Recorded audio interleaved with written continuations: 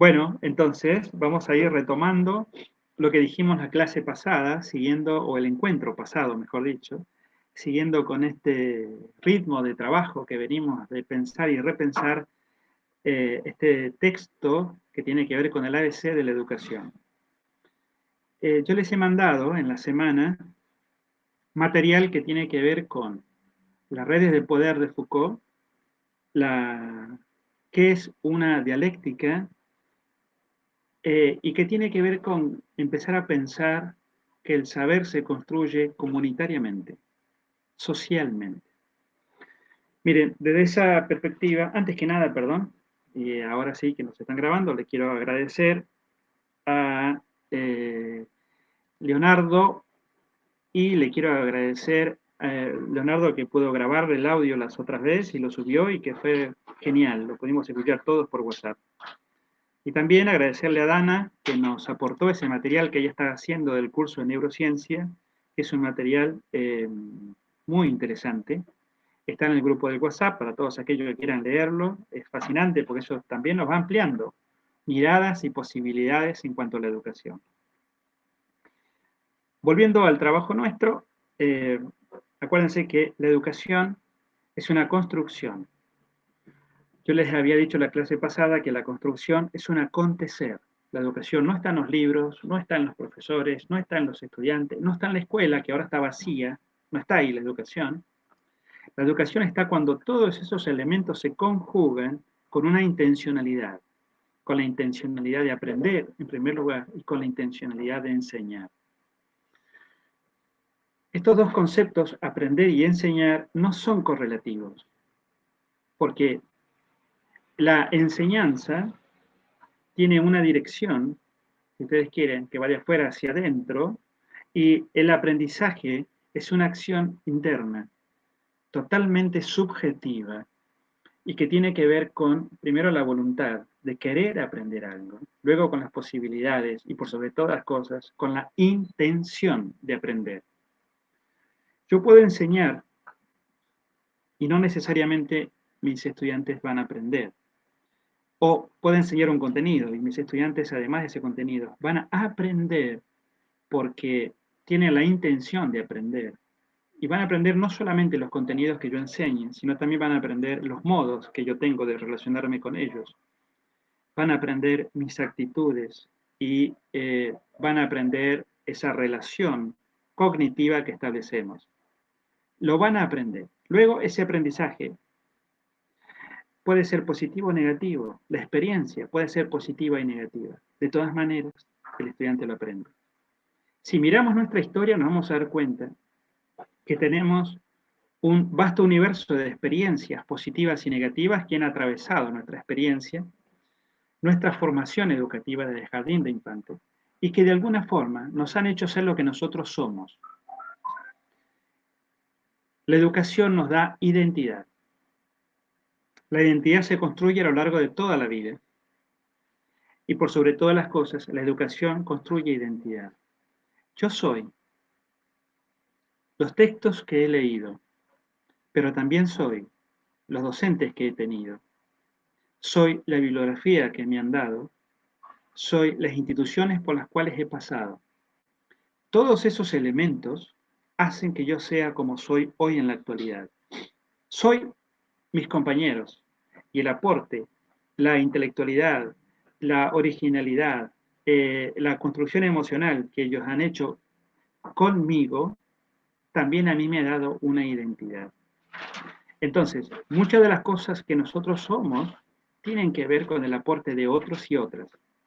Y esos otros y otras son la educación, pero con todos los actores que se conjugan en la educación. Entonces, la educación construye identidad porque por sobre todas las cosas es una construcción social. El encuentro pasado yo les explicaba cómo uno se puede relacionar con un autor a través como un viaje en el tiempo. Yo me encuentro con Borges leyendo el Aleph y comulgo con sus historias, comulgo con sus ideas, con su pensamiento de la realidad, con su propuesta sobre qué es la realidad. Y al leerlo tantas veces como lo leo, yo lo que hago es entrar en sintonía con él, dialogar con él, aprender de él. Y eso lo hacemos con cada libro, con cada autor que nosotros vamos a encontrarnos. Cuando leemos un texto, no estamos leyendo solo tinta y papel, estamos leyendo ideas, pensamientos, intenciones y emociones que el autor desplegó en ese mar de papel y de tintas para que nosotros lo podamos leer. Entonces, no es solo una lectura, sino que es una comunión con el autor de eso, que puedo estar de acuerdo o puedo estar en desacuerdo, pero por sobre todas las cosas tengo que leerlo, tengo que entenderlo, tengo que comprenderlo, y después lo aceptaré o no, pero en ese proceso vamos, de alguna forma, interactuando con ese autor. La construcción, la educación es una construcción social, entonces, no solamente de los libros, sino también de las personas, de los actores que han hecho posible que yo aprenda, en las condiciones que se han hecho posible para que yo aprenda. Entonces, la educación, que es una construcción social, también, como vimos en las primeras bibliografías, se presta a una gran manipulación. La educación puede estar al servicio de ideologías, puede estar al servicio de políticas, puede estar al servicio de entidades de consumo. Y entonces, de alguna forma, uno termina manipulando el contenido para enseñar tal o cual cosa. Es muy difícil enseñar sin dejar de ser quien soy. Yo tengo mi manera de pensar la realidad. Tengo mi postura ideológica, tengo mi postura política. Por lo tanto, cuando yo enseño, en los contenidos que despliego, en la forma en que lo enseño y en la relación que establezco con mis estudiantes, es una postura política. Hay un autor que vamos a leer más adelante, que se llama Pablo Freire, que dice que la educación es la política por esencia, por excelencia en la sociedad. Porque educando estamos construyendo la subjetividad de nuestros estudiantes y en esa subjetividad va una mirada de la realidad y esa realidad es una mirada política.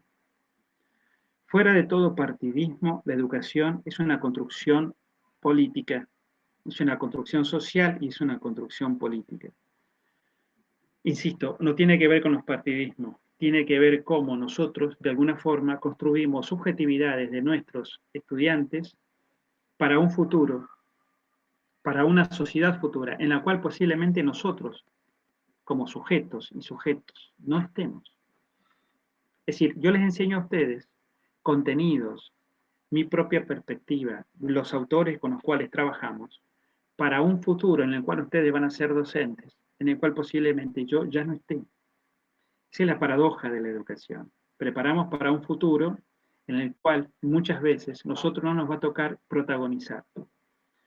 Pero lo armamos y lo preparamos con las mejores herramientas que en este momento tenemos para eso. Entonces, educar, que es una construcción social, implica necesariamente una relación y un vínculo. Les conté el encuentro pasado que lo que educa es el vínculo. Ahora bien, vamos a tomarnos un momento para explicar qué es la dialéctica, una forma de construcción del vínculo. La dialéctica está compuesta por tres elementos: tesis, antítesis y síntesis.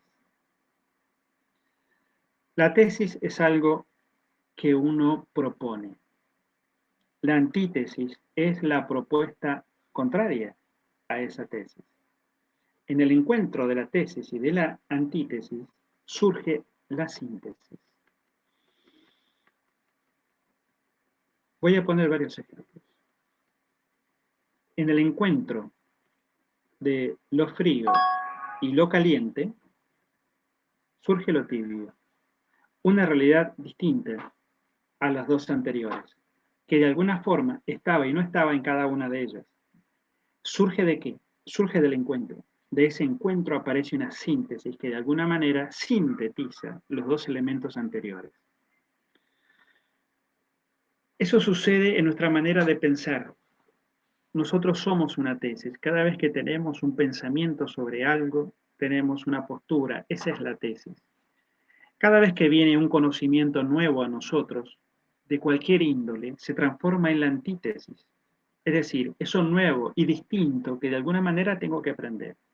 Cuando ese nuevo pensamiento se encuentra con mi pensamiento previo en el encuentro, se produce una síntesis y eso es lo que aprendo. Nunca aprendo el conocimiento tal cual viene de afuera, porque como viene de afuera, es imposible para mí comprenderlo. Lo comprendo a partir de qué? A partir de mis experiencias previas, de mis conocimientos previos. Y de alguna forma entonces, esos conocimientos previos sintetizan este nuevo conocimiento y entonces lo hago mío. También cada uno de nosotros es una tesis y cada uno de los otros son la antítesis. Fíjense, aquí en esta sala, aunque es virtual, somos 13 personas. Yo soy una tesis. Mi antítesis son 13 personas. Como grupo, pero también individualmente. ¿Por qué? No porque son opuestos, sino que porque son distintos de mí y porque tienen una idea diferente de mí y porque tienen un conocimiento distinto del mío. Entonces, yo que soy una tesis, mi antítesis es Leo, mi antítesis es Franco, mi antítesis es Alfonsina, mi antítesis es San Martín, mi antítesis es Yamila. Pero ¿saben qué? La antítesis de Leo Brown, perdone que les nombre así, pero los nombres que tengo acá que figuran en la pantalla, la antítesis de Leo Brown somos todos los otros que estamos aquí, somos los otros 12. No porque somos opuestos a él, sino porque somos distintos de él. Y en esa distinción, si cada uno conserva su identidad, pero si cada uno de nosotros sale al encuentro del otro, se transforma en un diálogo. Diálogo es el encuentro de dos logos, de dos interioridades, de dos pensamientos, de dos emociones. Eso es el diálogo. Pero en el encuentro, cada una se ve modificada. En este caso, en ese encuentro, aparece una síntesis. Entonces, el desafío que tenemos nosotros, que tenemos acá, Leo, Franco, Alfonsina, Tomás, Yamila, Roberto, es que si cada uno es la tesis, y los otros dos, en este caso, son la antítesis, la síntesis de eso, de ese encuentro, es la educación, es lo que aprendemos. Para que esto suceda entonces, cada uno de nosotros y de nosotras tiene que sacar de sí lo mejor que tiene en este plano y en esta cátedra y en este espacio. Solo sacando lo mejor de sí me encuentro con lo mejor del otro y en ese encuentro aparece una síntesis que es lo que aprendemos mutuamente. Si no hay diálogo, hay monólogo. Si hay monólogo, quiere decir que hay uno solo que es el que propone, el que hace, el que dice lo que hay que hacer y verdaderamente se hace. Y el otro es un actor pasivo que no interviene en la construcción, sino que simplemente acepta y acata. Puede ser que en algún momento de la educación era lo que se pretendía, actores pasivos, receptivos, repetitivos, en donde cada uno pudiera solamente repetir lo que aprendía en la escuela. Ya no necesitamos esa clase de sujetos. Necesitamos sujetos activos, en donde cada uno se transforme en el actor principal de la construcción de su propio conocimiento. En ese sentido, sí construimos una educación dialéctica, donde lo que yo propongo se encuentra con lo que ustedes proponen y en esa propuesta conjunta aparece lo novedoso, lo nuevo, lo distinto, que es del cual todos aprendemos. Si yo no encuentro una antítesis, solamente me quedo con mi perspectiva en la vida, con mi forma de mirar la realidad. Cuando encuentro la antítesis, me encuentro uno distinto, que tiene una forma diferente. Y en la medida en que nos relacionamos y comprendemos, vamos haciendo síntesis. Y mi conocimiento se ve modificado por el conocimiento del otro y viceversa. Esto, diría Platón, sucede continuamente cuando nosotros vivimos en una sociedad. No sucede cuando nos encontramos con sujetos pasivos, obsecuentes y obedientes. No sucede, porque lo único que hacen es recibir y obedecer. Entonces, no encuentro la antítesis, ¿se entiende? No encuentro el otro, la otra con la cual mi pensamiento puede medirse, con la cual mi pensamiento puede rebotar y construir algo diferente. Entonces, ¿qué hago? Mi propio pensamiento se va repitiendo, replicando en la mente de las otras personas, que son obedientes y obsecuentes y repetitivos. Ahí no se construye educación. Ahí se construyen patrones de acción. Puede ser que en algún momento, o puede ser que en alguna línea de la educación, esto fue necesario en algún momento. O para algunas personas es necesario, que les interesa que el estudiante solamente repita lo que él dice y nada más. Dicho de esa perspectiva, la educación es un elemento de dominación. Y aquí vamos al segundo tema de hoy, que es el tema del poder. Foucault dice que toda la sociedad es una red de poder, y esa red de poder está basada en algo que nosotros conocemos como roles. En esa relación de roles, cada uno tiene micropoderes sobre otros, que se van, que es totalmente dinámico, no es estático. Entonces, por ejemplo, en un aula nos encontramos con que tenemos el docente que tiene un saber determinado, pero también tenemos a un estudiante X, que es un experto en matemática, y tenemos a un estudiante Y, que es experto en lengua, y tenemos un estudiante que es experto en tal cosa. De alguna manera, ese saber que cada uno sabe, y lo sabe por excelencia, se transforma en un poder sobre los otros. Que a la hora de que vienen y me preguntan y me dicen, y yo les explico, entonces se produce una relación de poder. Esa relación de poder, dice Foucault, lo pensamos mal cuando lo pensamos absolutamente. Cuando creemos que hay alguien dentro de esta sala que tiene el poder absoluto, estamos totalmente equivocados. Lo que tiene esa persona es un micropoder, circunstancial en este momento y por el rol que está ocupando.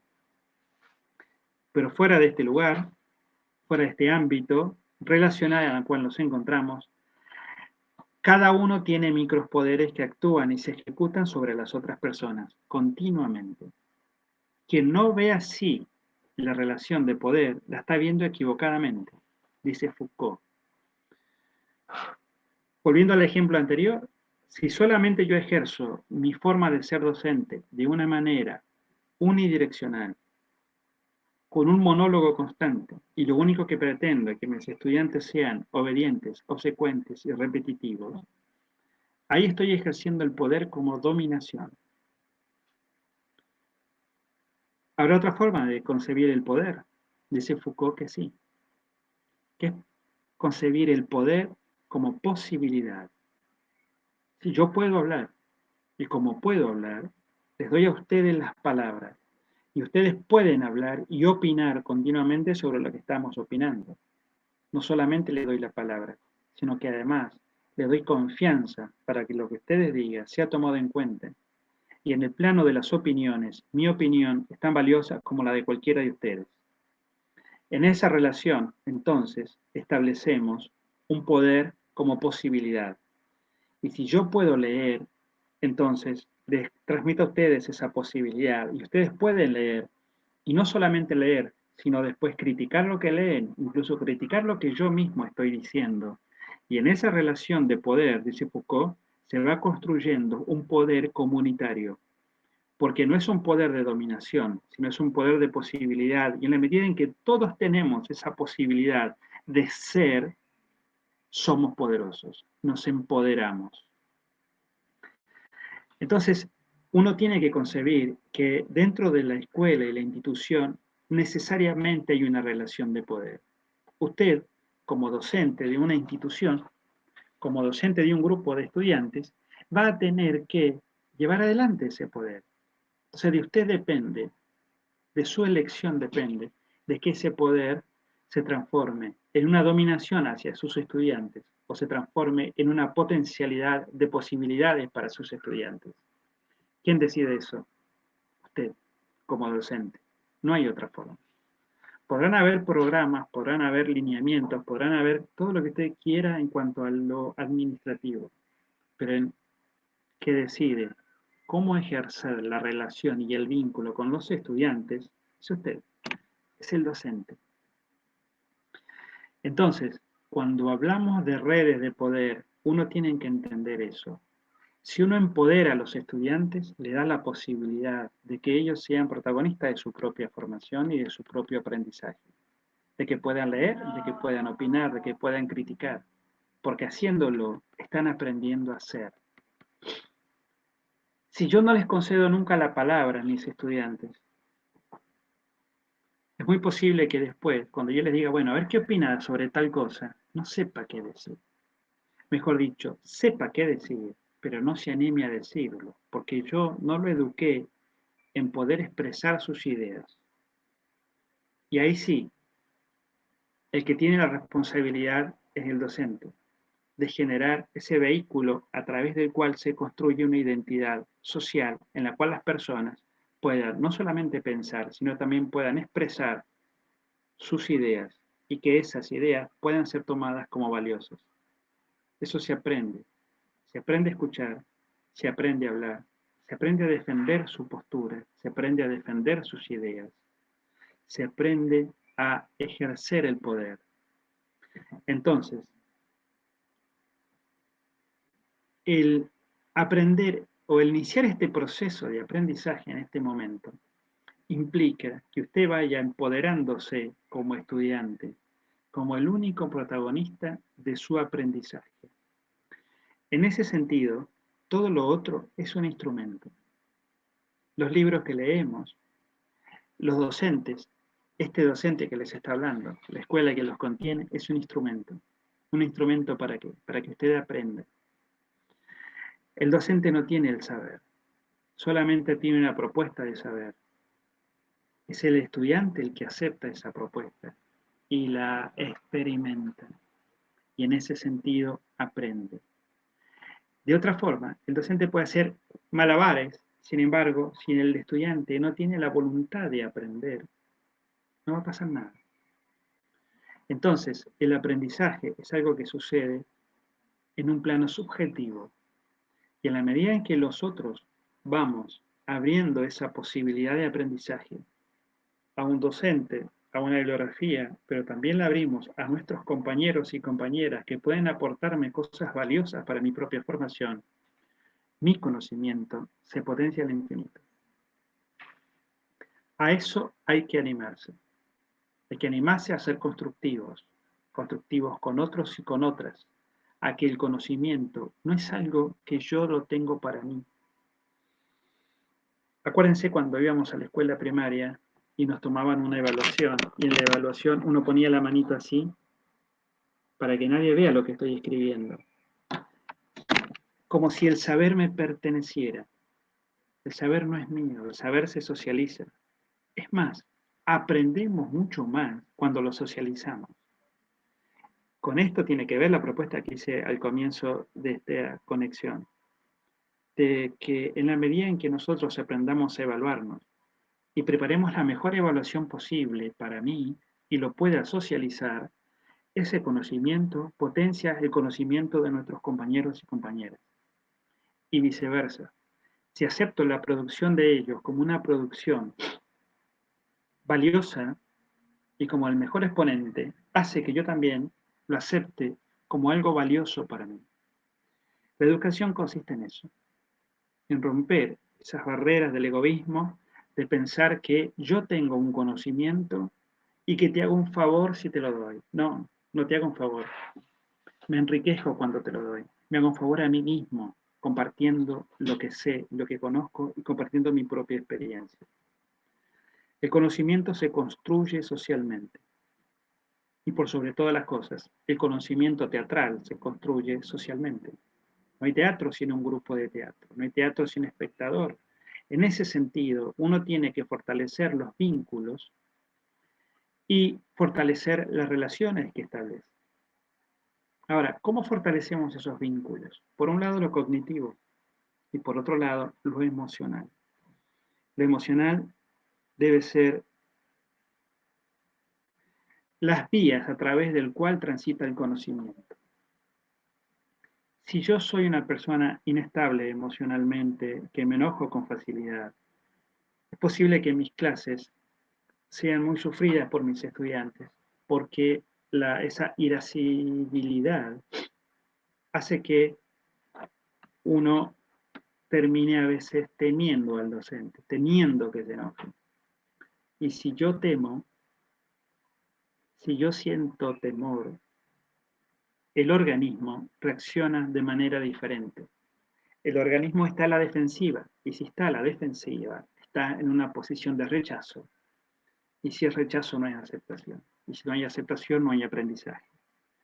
Entonces, tenemos que ser maestros, construyendo vínculos, construyendo relaciones, estableciendo una conexión, si ustedes quieren, de saberes, una conexión que sea múltiple, no unidireccional, sino múltiple direccionalmente, que podamos relacionarnos a partir de ese conocimiento y de nuestras emociones, y en esa relación sucede la educación.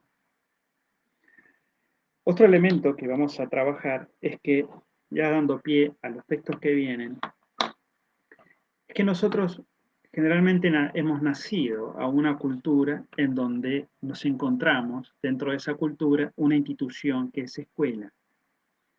Y ya estaba institucionalizado que a tal edad íbamos a ir a la escuela, íbamos a transitar la escuela, y que ese tránsito por la escuela, bueno, nos iba a transformar. Bien, nosotros nacemos a una escuela, a la escuela de la modernidad, a la escuela de la ley 1420, que expliqué la clase pasada, y nacemos a esa escuela, recibimos el aprendizaje de esa escuela, y eso es totalmente naturalizado. Está naturalizado que hay un grupo de estudiantes sentado detrás de unos pupitres y un docente que va y enseña. Bueno, yo los invito a que ese concepto lo desnaturalicemos. ¿Hay otros modos de pensar la educación?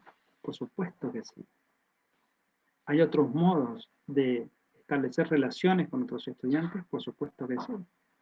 Y es un gran desafío que ustedes, como docentes de teatro, van a tener, porque van a ir a trabajar a escuelas que no siempre cuentan con la sala de teatro, pero se cuentan con un aula, con pupitres y sillas, dispuesta para recibir clases teóricas, y ahí ustedes tienen que ingeniársela para ver cómo hacen para generar un aprendizaje actoral, un aprendizaje corporal, un aprendizaje emocional. Entonces, lo que vamos a trabajar a continuación, el texto que voy a trabajar a continuación tiene que ver con la desnaturalización de la escuela. Hay múltiples formas de hacer escuela, múltiples formas de enseñar. El texto nos da una recorrida hacia una pequeña historia de la educación y va viendo cómo en diferentes momentos de la historia, en diferentes lugares del mundo, las formas a través de las cuales se enseñaba y se aprendía eran muy diversas. Diversas en sus modos, diversos en los ambientes, diversos en la manera en cómo se enseñaba y en cómo se aprendía. Para que vean que no siempre la educación o la escuela fue como nosotros hoy, a la escuela que hoy nosotros accedemos. Esa escuela ha cambiado mucho. Ahora bien, la sociedad ha cambiado mucho. Fíjense esta posibilidad que tenemos ahora de tener una clase y donde cada uno de ustedes está a, no sé, muchos kilómetros de donde yo estoy ahora dictando clase. Entonces, va cambiando la sociedad, va cambiando los modos, va cambiando la manera de pensar la educación, pero de alguna manera o de alguna forma seguimos cayendo en esa forma tradicional de pensar la educación. Entonces yo les invito a que puedan desplegar otras formas. Cuando lean el texto, piensen en otras maneras. Piensen si a ustedes en un aula enseñando teatro, ¿qué inconvenientes tendrían?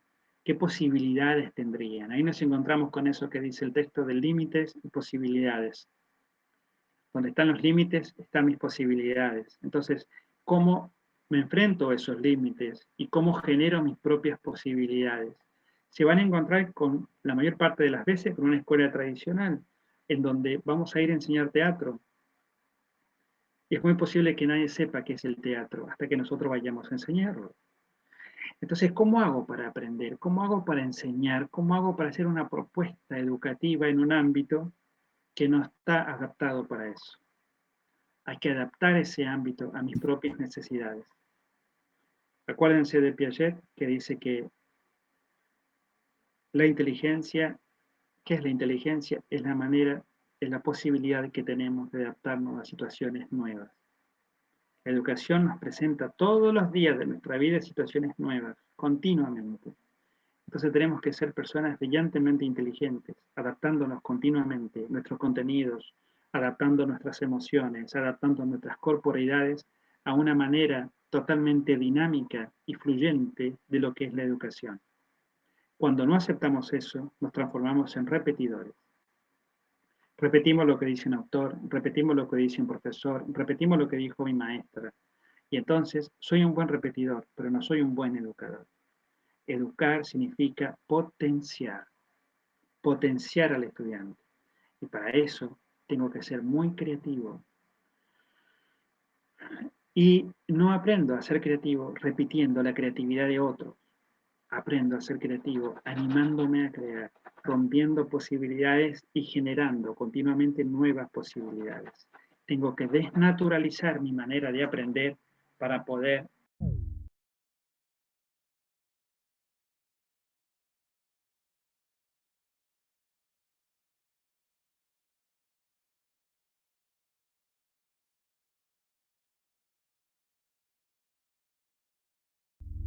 les contaba al comienzo. Pensemos maneras distintas de educar, pensemos maneras distintas de evaluar. ¿Cómo podríamos evaluar un proceso? ¿A través de qué y qué manera? Considerando las herramientas que ahora tenemos, considerando esta situación en la cual nos encontramos, que en algunos casos posibilita y en algunos casos entorpece la construcción de la relación educativa. Pensémoslo, seamos creativos. ¿De qué manera podríamos generar evaluaciones, no acreditaciones, evaluaciones que generen la posibilidad de ver cuánto sé de esto que estoy tratando de aprender, qué inconvenientes tengo, qué dudas se me presentan y descubrir qué le está pasando lo mismo al compañero o compañera y juntos y buscando la forma de fortalecer nuestra construcción de conocimiento. Bueno, también hablábamos del proceso de socialización, ¿se acuerdan? Ahí el proceso de socialización tiene que ver con dos momentos, el proceso de socialización primaria y el proceso de socialización secundaria. El proceso de socialización primaria sucede principalmente en la familia, en un ámbito de contención y de afecto. El proceso de socialización secundaria sucede en las instituciones.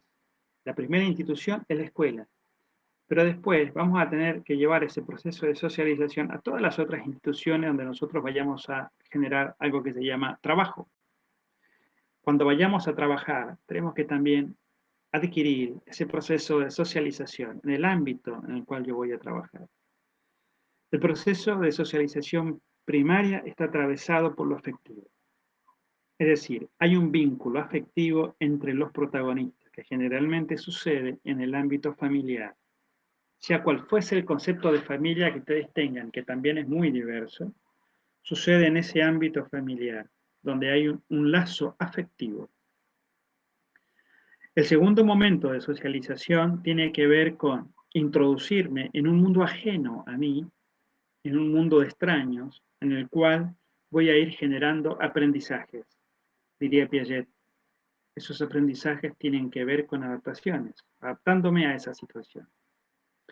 Fíjense que muchas veces nos encontramos con nenes o nenas que en el ámbito familiar no despliegan, no desarrollan el lenguaje, simplemente porque no les hace falta.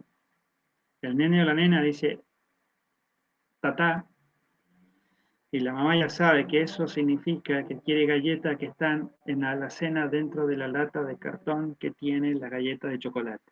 Basta que el chico lo diga, lo aprenda y la mamá ya sabe. Por lo tanto, ese niño o esa niña no necesita desarrollar un lenguaje distinto. Le basta ese tata para comer galletas de chocolate.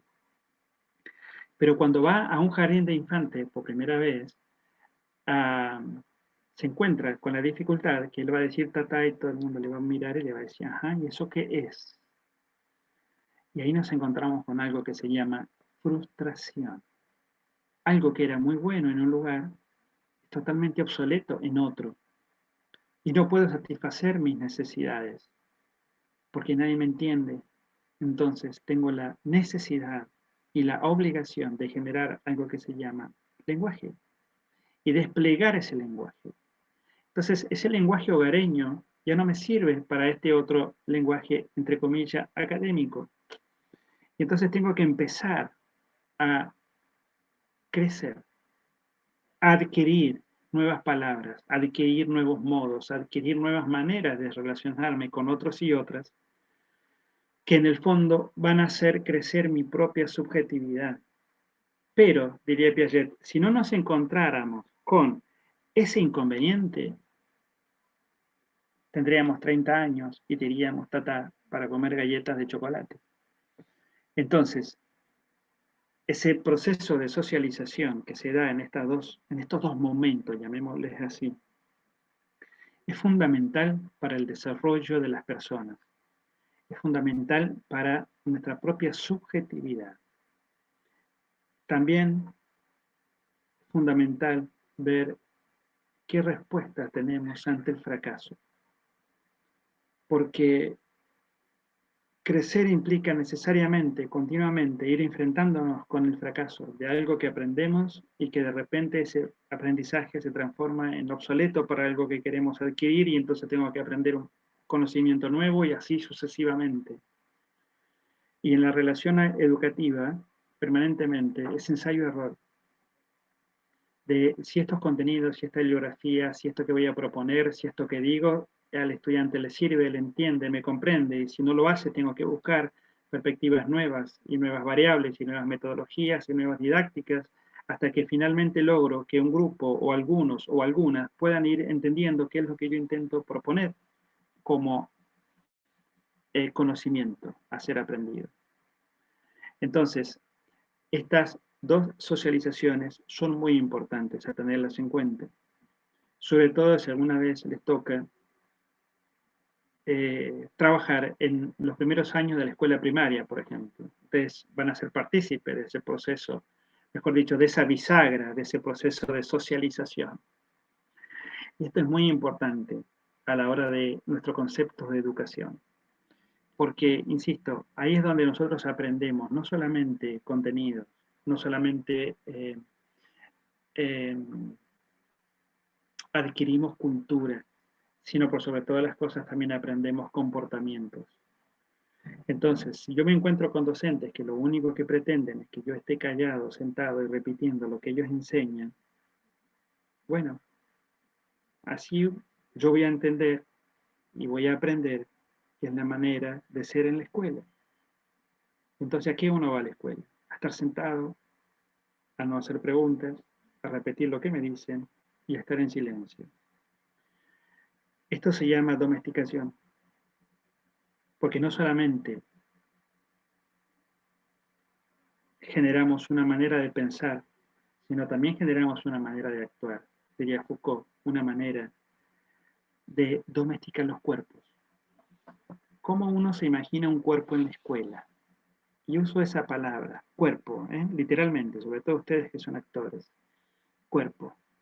¿Cómo se lo imaginan si lo tuvieran que dibujar? La mayor parte de la gente y de los niños y niñas que yo les hago esta pregunta, lo que dibujan es alguien sentado en un pupitre. Pareciera que eso es lo habitual en la escuela. Sin embargo, no solamente debe ser educado nuestro intelecto, tenemos que educar nuestras emociones, tenemos que educar nuestra corporeidad, nuestra manera de ser, porque somos un organismo complejo. Y pareciera que esa complejidad se limita solamente a transferir contenidos unidireccionales de una forma de monólogo desde un docente a un estudiante. Esa forma de educarnos es obsoleta. Voy a enviar un texto que se llama La escuela abierta a la diversidad. Solamente voy a enviar ese texto y lo vamos a trabajar el jueves que viene. Eh, bueno, El texto y algunos videitos que van a ir tratando de explicar, sumar, en todo caso a veces de generar una perspectiva diferente sobre qué es la diversidad. Durante muchos años la escuela ha aprendido a masificar, ahora estamos aprendiendo a usar la diversidad. Palabra que es muy linda decirla, muy agradable defender la diversidad, pero es muy difícil a veces de llevarla adelante. Cuando vos tenés 20 estudiantes y tenés ese concepto de diversidad, implica una atención de alguna forma personalizada. Y se torna a veces difícil cuando estás con chicos pequeños o adolescentes y se transforma en una cuestión bastante desafiante. Entonces, en muchos casos he visto cómo muchos estudiantes, a ver si entienden la analogía, muchos estudiantes que eran incendiarios terminaron siendo bomberos. Es decir, muchas ideas nuevas y distintas, y de repente cuando te encontrás con el hecho concreto, donde vos tenés que actuar con un grupo de estudiantes para construir un conocimiento, a veces uno no lo sabe cómo hacer. Y entonces, ¿qué hace? Volvés a lo seguro. ¿Y qué es lo seguro? Lo que acabo de decir. Todos sentados, repitiendo lo que yo digo, y entonces de esa manera nos entendemos muy bien. Fíjense que esa forma es una manera, entre comillas, fácil, mecánica, pero que le brinda gran seguridad al docente, sobre todo cuando no permite que los estudiantes lo increpen, le pregunten, lo pongan en cuestión lo que estoy diciendo. Entonces, continuamente nosotros tenemos que ir pensando cómo queremos ser como docentes, cómo construyo mi identidad como docente. Insisto, la diversidad es un concepto muy contemporáneo. Perfecto. No basta con decirlo, hay que prepararse para la diversidad. Uno debería ir a una clase con una batería de metodologías y de didácticas para poder enseñar, porque nos vamos a encontrar con un grupo muy diverso y heterogéneo. Y entonces mi clase, que es la que llevo, no siempre va a responder a las necesidades de mis estudiantes. Eso lo van a aprender ustedes cuando aprendan a planificar. Y el año que viene, cuando aprendan a observar, y en tercer año, cuando aprendan a dar las clases, a hacer las prácticas. Y en cuarto, la residencia, y después durante toda su vida. Es un gran desafío sostener esa educación en la diversidad. Si lo sostenemos, aprendemos, y aprendemos a pensar diversamente, y aprendemos a valorar la diversidad. ¿Cómo lo aprendemos? Aquí, valorando el aporte de sus compañeros. Piensen que el mejor aporte a la diversidad es mirar a su alrededor y ver los compañeros que tienen a su alrededor, con historias distintas, con posibilidades diferentes, con maneras de pensar diferentes, con experiencias teatrales diferentes y por supuesto con experiencias pedagógicas diferentes. Si yo aprendo a valorar el aporte del otro, estoy aprendiendo a aceptar la diversidad como una forma de educar y de educarme. Si yo por el contrario me instalo en la diferencia, no para valorarla, sino para desvalorarla, entonces volvemos otra vez a un pensamiento único, una sola manera de pensar la realidad.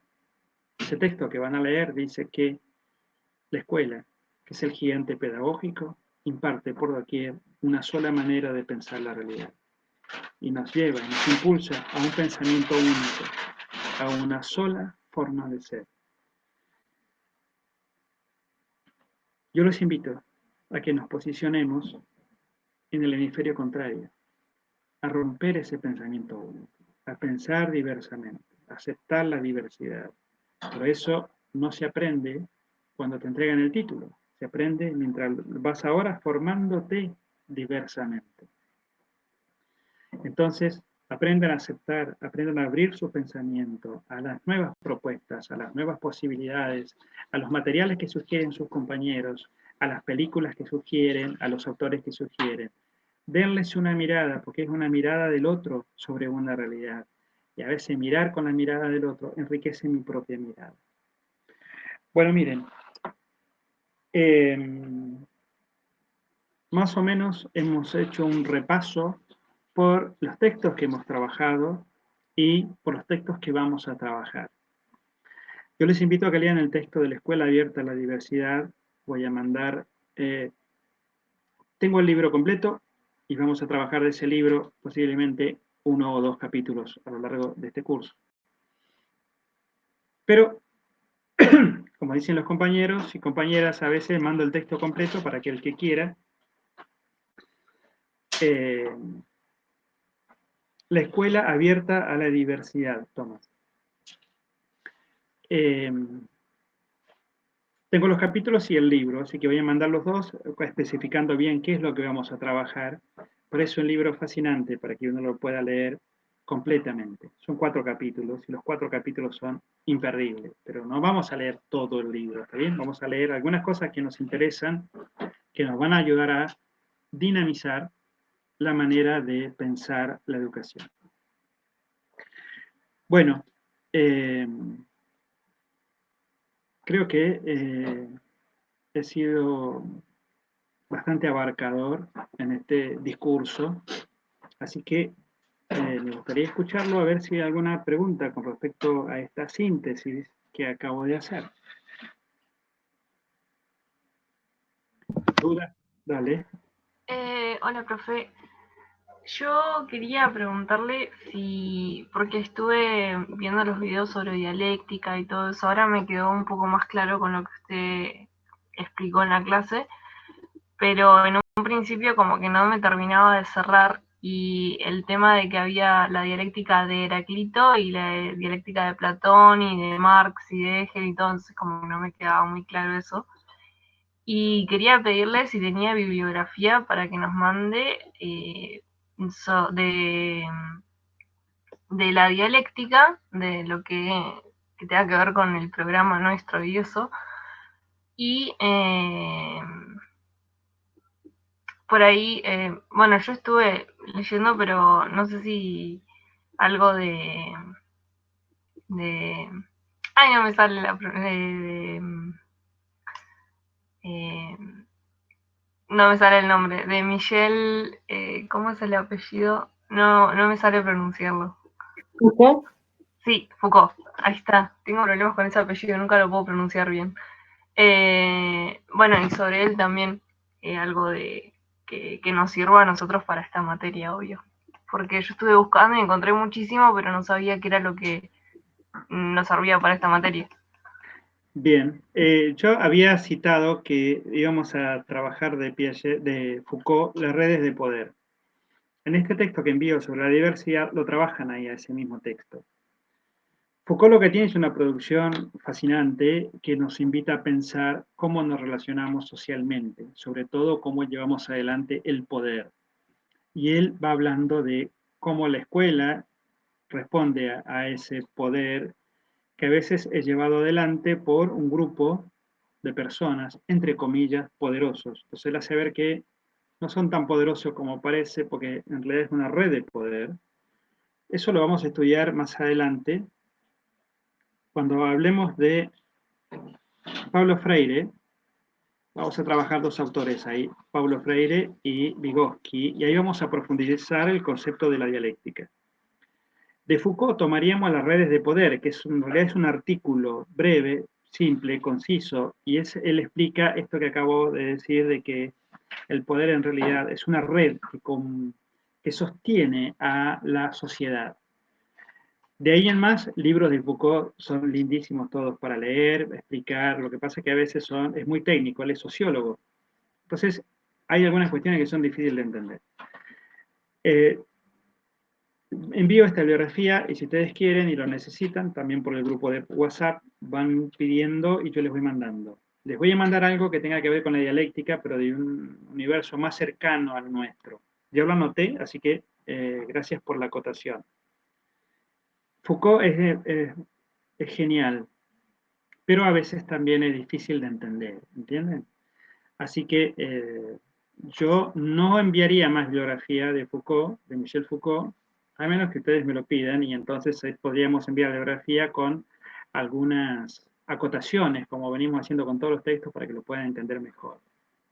Sí voy a enviar textos entonces eh, sobre la dialéctica, porque es donde está basada mi forma, mi manera de enseñar. Bueno, muchas gracias. ¿Quién más? ¿Dudas, preguntas, comentarios?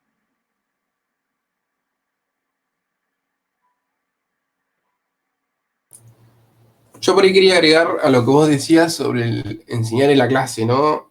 Sí, Yo tengo, mis papás, los dos son profesores de primaria, de jardín, y mi papá es de plástica. bien. Entonces, bueno, más o menos tengo como una construcción así de profesores de ellos, ¿no? En la escuela, yo me parece a mí que no me habrán enseñado muy bien eh, por distintos hechos, motivos o cosas. Por ahí me parece que las clases tienen que ser más dinámicas, más movidas, más... También como profesor de teatro, ¿no? Pienso, ¿qué es lo que quiero que sea mi clase? ¿Cómo quiero que sea? Y pienso en eso que decías recién, ¿no? Sobre el poder, sobre todo eso. Me parece que es bastante importante porque por ahí a los profesores no se le da cierto poder sobre los alumnos. No sé cómo explicarme. Y por ahí los alumnos no le dan tanta importancia a los profesores eh, por el hecho de no querer estudiar, ¿no? O de que no le interesa. Entonces, yo me pregunto, ¿qué quiero enseñarle a mis futuros alumnos? Y prefiero no, o sea, no me interesa que sepan el concepto de lo que es teatro, de lo que es una actividad física. Poner en matemática es necesario que sepan sumar, que sepan restar, dividir, multiplicar, porque es lo básico en esa materia. Pero en esta materia me parece que es más importante que mis futuros alumnos aprendan valores, aprendan a divertirse, aprendan a sobrellevar la vida, a salirse del, de lo mismo de todos los días en la escuela, ¿no? Hacer algo distinto, como para que no se repita todo ese proceso que se estuvo repitiendo todo este tiempo. No sé si me entiendo. Sí, te entendemos.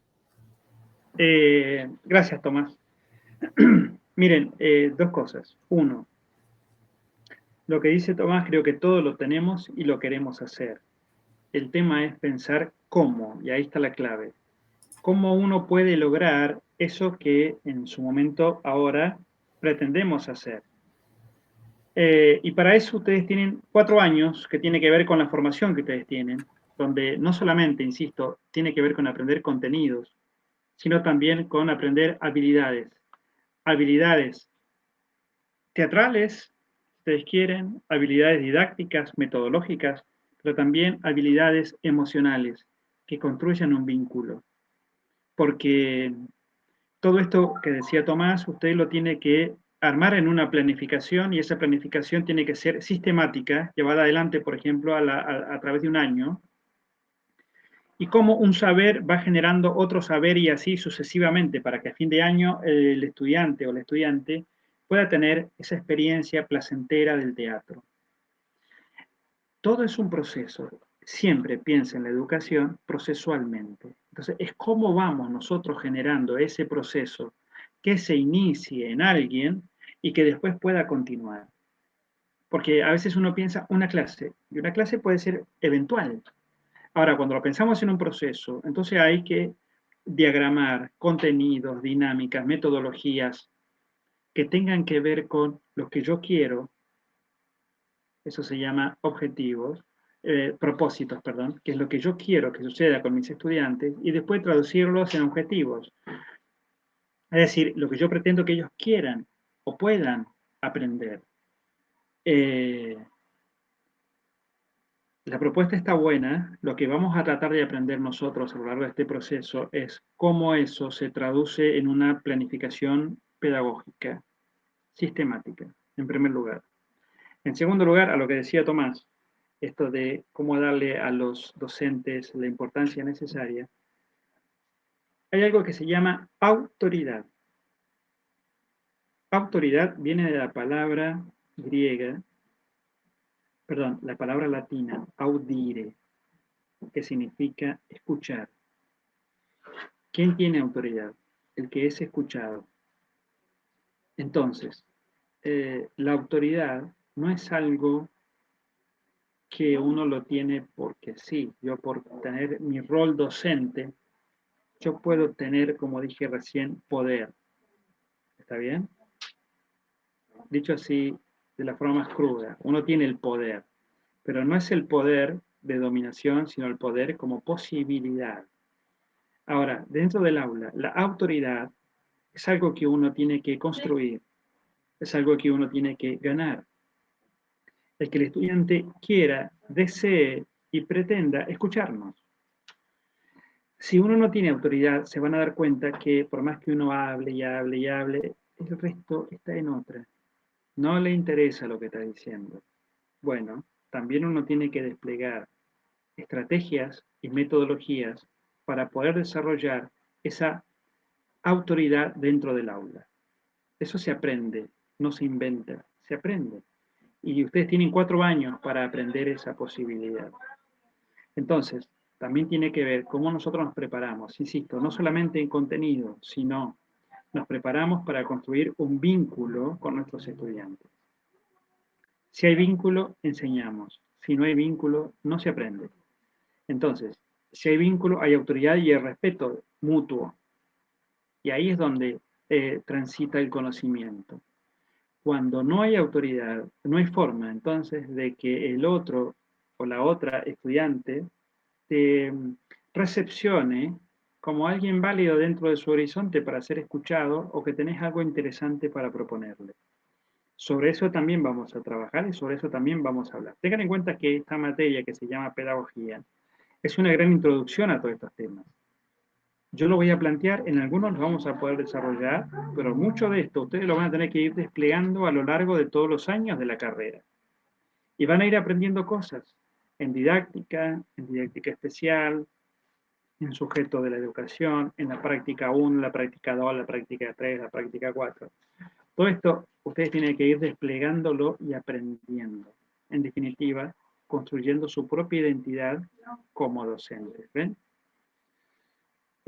Cuando eso no sucede, bueno, insisto, somos buenos repetidores de teorías, pero usted tiene que dejar que eso pase por la experiencia, para que después usted se pare delante de un aula y tenga la autoridad para poder, con un lenguaje amable, afable, hacer una propuesta metodológica y que el estudiante pueda sentir placer en llevar adelante esa experiencia metodológica. Eso se aprende, no se impone, no es mágico, tiene que ver con un aprendizaje y con una decisión. ¿Ven? Bien, gracias Tomás. De nada, profe. Insisto, preguntas, dudas, comentarios, ¿alguien más? Profesor, para los que llegaron a la clase después de lo que comentó sobre el principio, lo de la evaluación. Bien, ahora lo comento. Gracias, Leo. Muy bien. Lo anoté acá. Otra cosa también, Nacho estaba preguntando si se podía cambiar el horario porque está trabajando y me parece que hay muchos también que están trabajando en este horario, por ahí de hacerlo un poquitito más tarde. Bien, yo no tengo inconveniente. Si lo preguntamos en el grupo de WhatsApp, si por ahí en vez de las 18, ¿se acuerdan que en un principio iba a ser como a las 4 y después lo pasamos a las 18 porque les parecía más conveniente?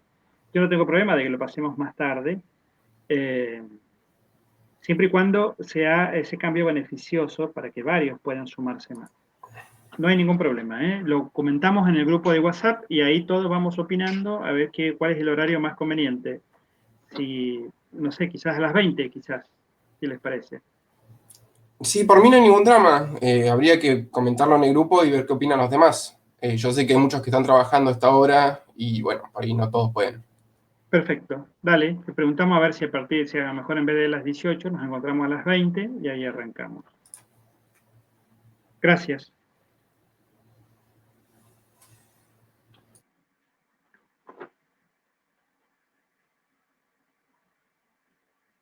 Estoy anotando.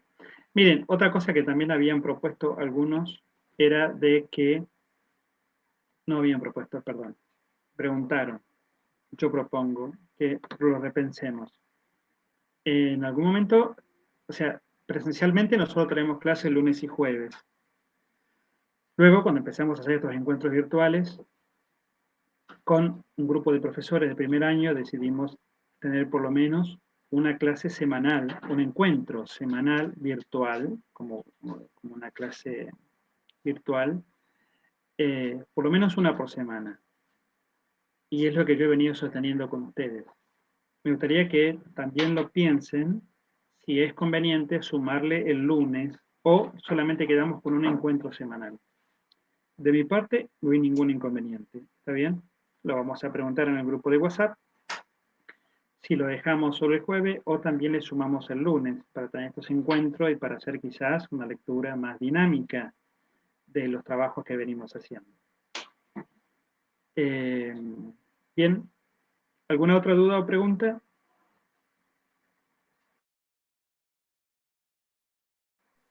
Entonces, profesor, para la próxima clase, el próximo encuentro sería ya avanzar con el texto de diversidad. Sí, vamos a trabajar sobre el texto de diversidad que va en sintonía con el capítulo 1 del ABC de la educación. Bien, yo lo mando mañana ese texto. Bien, perfecto. Gracias. Bien. Profe, yo soy Dana acá. Yo solo quería dar gracias porque justo recién estaba hablando con Felipe. Esta clase es gracias a usted, creo también, y a los compañeros que están ahí también participando.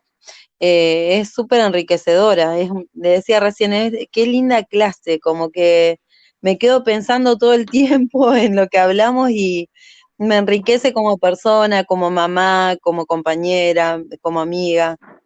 Así que solo quería darle muchas gracias también a usted y gracias por el esfuerzo que hace de estar ahí de este lado y ponerle la mejor. Nada, eso. Bueno, gracias, Dana.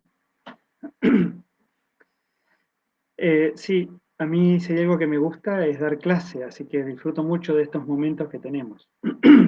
Por eso les digo que no tengo inconveniente en sumar el lunes siempre y cuando ustedes lo crean conveniente, ¿está bien? Nosotros habíamos decidido prudencialmente de que sea un encuentro por semana por materia, pero bueno, atendiendo las necesidades del grupo. Sí, hola. Sí. Yo sumándome un poquito a lo que había o sea, lo que había comentado Tommy y lo que acaba de decir Dana recién, me sumo a eso de que uno se va pensando y reflexionando, y en el caso acá creo que somos varios docentes también. Creo que todo el tiempo nos encontramos en el ejercicio de nuestra práctica y por ahí con este miedo de repetir cosas que en su momento no nos gustaron y que o sea, indirectamente quedan dentro nuestro, y es como que en algún momento surge algo de eso que a mí me molestó, entonces está buenísimo esto de que la teoría y la práctica van unidas y de que en realidad es toda una reflexión constante. Y aparte de esto que vos decías de la planificación, y la planificación también así escrita, hermosa, preciosa como queda, difícilmente pase. O sea, es bastante dinámico todo, y eso es lo rico, creo yo. Creo que todas las clases, tanto de estas que estamos nosotros como las que damos nosotros como docentes, siempre vamos adquiriendo nuevas cosas, nuevas herramientas, conocimientos, inquietudes, que lo que habla Freire es justamente esto, de generar la inquietud, la curiosidad, porque eso es lo que te motiva a preguntar y a querer seguir aprendiendo, porque si no quedamos así como sujetos pasivos y en la educación tradicional que es obsoleta ya. Así que eso. Bien, muchas gracias. Sí, es verdad. Es un gran desafío y por eso digo que esta pandemia nos ha puesto en una situación crítica en el buen sentido de generar nuevas formas de adaptarnos a esto. Y este esfuerzo que estamos haciendo todos y ustedes de sumarse a este momento a través de estos medios y de los compañeros que se comunican por WhatsApp y todo, creo que también implica una gran voluntad de querer aprender. Y en eso yo los felicito, porque si no, no tendríamos la manera. Y bueno, aceptar esta situación de la pandemia como un desafío, digamos, ¿no? A generar nuevas posibilidades. Y en eso creo que estas nuevas posibilidades también tienen que ver con las nuevas subjetividades que van apareciendo. Entonces, yo tardé mucho en empezar a dar las clases, pero porque en un principio no sabía cómo realmente. Me gusta dar clases presencialmente, interactuar con mis estudiantes, preguntarnos, repreguntarnos, y de repente dije, y lo tengo que hacer a través de una compu, ¿y cómo lo hago? Y bueno, y empecé a escuchar experiencias de mis compañeros, y en función de eso empecé a tomar nota y a ver y animarme, hasta que un día dije, bueno, mandé ese mail que ustedes recibieron con mi número, empezamos, armamos el grupo de WhatsApp y acá estamos. Y verdaderamente es fascinante. Para mí también es un gran desafío. Y yo creo que ahí está la clave, en descubrir la tarea como un desafío constante. No como que ya está, ya lo tengo resuelto, ya sé con lo que tengo que hacer, sino que cada clase es un desafío nuevo y distinto. Y sobre todo esto, fíjense, uno tenía una planificación, el otro día charlamos con los compañeros, una planificación de lo que íbamos a hacer, cómo, de qué manera, un montón de situaciones. Este año la escuela nuestra cumplía 60 años, así que había un montón de eventos previstos para eso. Y ahora estamos aquí, en esta pandemia, tratando de ir de a poco construyendo un conocimiento a la distancia, tratando de que sea también lo más cercano posible. Así que yo creo que es un momento de aprendizaje intenso, y así hay que mirarlo, y en ese momento de aprendizaje también descubrir que no solamente, como dije recién, aprendemos del docente que tenemos, sino aprendemos de los compañeros que suman, producen y construyen un conocimiento. Bueno, para ir cerrando, voy a repetir lo que dije al comienzo del encuentro, y son dos cosas. Una es que vayamos pensando alguna forma original y creativa de ir evaluando procesos. Aclaro que la evaluación no tiene que ver con la acreditación. La acreditación la vamos a tener cuando volvamos a la presencialidad. Pero sí tenemos que ir evaluando procesos que podamos ir dando cuenta entre nosotros de lo que vamos aprendiendo, cómo lo aprendemos y si realmente hemos aprendido lo que decimos que hemos aprendido. Entonces se me ocurre por ahí tomar algunas consignas, hacer videitos cortos donde cada uno lo pueda exponer al resto del grupo a través del WhatsApp, podamos hacer algún PowerPoint y lo podamos subir, podamos hacer algún texto escrito y lo podamos subir. Siempre la plataforma de comunicación de todas estas cosas va a ser el WhatsApp. Por eso es interesante que este encuentro que tenemos virtual sirva también para desplegar, profundizar, integrar cosas, pero todo lo que tenga que ver con la comunicación de contenido, siempre la plataforma va a ser el WhatsApp. Así que los invito a que para el jueves que viene vayamos pensando de qué manera podemos hacerlo dinámico, entretenido, y que todos terminamos también aprendiendo, no solamente en el proceso en que lo hacemos, sino también escuchando y viendo los procesos que hacen los otros compañeros. Eso por un lado. Cómo pensamos evaluar, ir evaluando este proceso que vamos llevando adelante. Y lo otro es invitarlos a un café literario filosófico que va a ser la semana que viene, posiblemente el viernes o el sábado. Vamos a ver qué respuesta tenemos. También lo voy a comunicar por WhatsApp y espero la respuesta de ustedes. Esto, insisto, a solicitud de algunos compañeros que querían charlar de temas que por ahí estaban al margen de la currícula, pero que es interesante charlarlos sin tiempo y sin la sensación de sentirse que uno tiene que cumplir el rol de estudiante o docente, sino juntarnos a modo de un café literario, un café filosófico, y poder discutir sobre algunos temas, que vamos a armar una lista de temas, y que sería muy interesante encontrarnos a divagar juntos. Simplemente esas eran las dos cosas que quedaban pendientes, pensar cómo vamos a evaluar el proceso, y invitarlos a este espacio distinto y virtual en donde encontrarnos un viernes a la noche, café de por medio, a pensar juntos, a divagar juntos sobre algunos temas que tengan que ver con la realidad. Así que bueno, dicho esto, si alguien tiene algo más para preguntar, decir o comentar, lo escuchamos y si no, vamos cerrando aquí.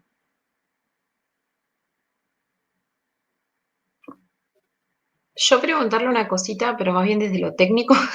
El video este que solucionamos ahora tener, ¿lo podemos subir al mismo canal donde se sube lo de filosofía? Con el título Pedagogía para que no se confunda. Porque si no tendríamos que abrir otro canal de YouTube y es la verdad mucha fiaca. Sí, yo creo que sí, basta que lo subamos a ese canal y copiemos el link en el grupo de WhatsApp, entonces ahí los compañeros y compañeras pueden entrar y verlo y no hay ningún problema. Claro, tal cual. Sí, Sí. listo. Además, está bueno tener en un solo lugar todas estas clases y después cada uno, si le interesa, va chusmeando las Y otras. aparte está bastante relacionado, yo pensaba eso también. Acá surgen cosas de filosofía y en filosofía uno trae la pedagogía a colación, así que estamos Y porque en sintonía. exacto, porque en el fondo lo que estamos haciendo es pensar la educación. Entonces, si la pensamos y ponemos el pensamiento en movimiento, van a ver que hay muchas cosas comunes que van surgiendo y apareciendo. Bueno, ¿qué más? Perdón, pero no entendí lo del canal de YouTube y de filosofía, no sé si es una materia. No sé. Bien, Alfonsina, ¿sos? Sí. Bien, te cuento.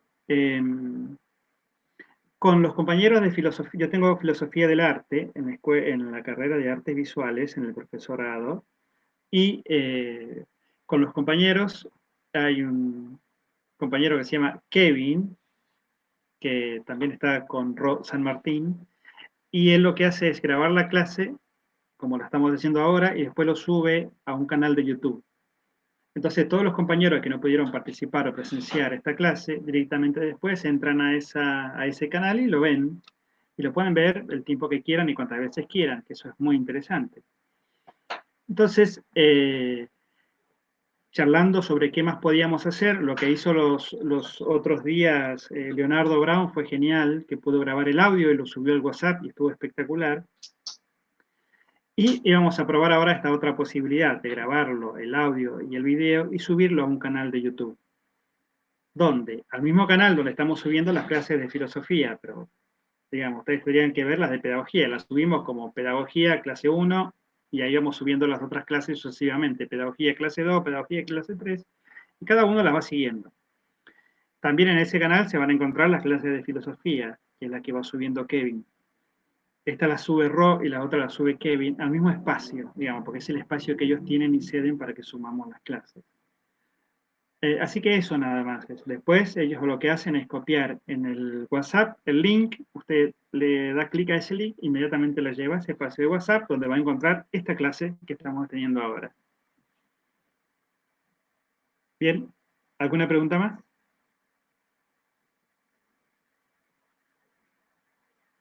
Bueno, dicho todo esto, los invito a que nos encontremos otra vez el jueves que viene. Insisto de ir pensando si les parece sumar el lunes o no, o quedamos solamente los jueves. También tiene que ver con los tiempos que ustedes tengan